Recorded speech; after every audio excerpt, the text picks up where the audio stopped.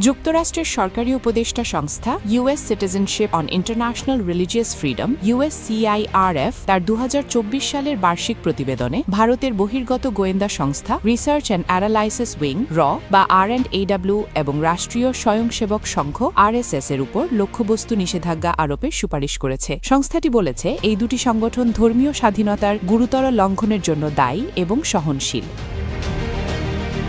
প্রতিবেদনে USCIRF স্পষ্টভাবে সুপারিশ করেছে যে যুক্তরাষ্ট্র সরকার ও RSS এর সঙ্গে যুক্ত ব্যক্তি ও সত্তার সম্পদ জব্দ এবং যুক্তরাষ্ট্রে প্রবেশ নিষিদ্ধ করতে পারে। একই সঙ্গে ভারতকে কান্ট্রি অফ পার্টিকুলার কনসার্ন হিসেবে চিহ্নিত করার সুপারিশ করা হয়েছে, যা সপ্তম বছরের মতো এবারও করা হয়েছে। প্রতিবেদনে আরও বলা হয়েছে, ভারতের সঙ্গে নিরাপত্তা সহযোগিতা, বাণিজ্য ও অস্ত্র বিক্রয়কে ধর্মীয় স্বাধীনতার উন্নয়নের সঙ্গে যুক্ত করা উচিত।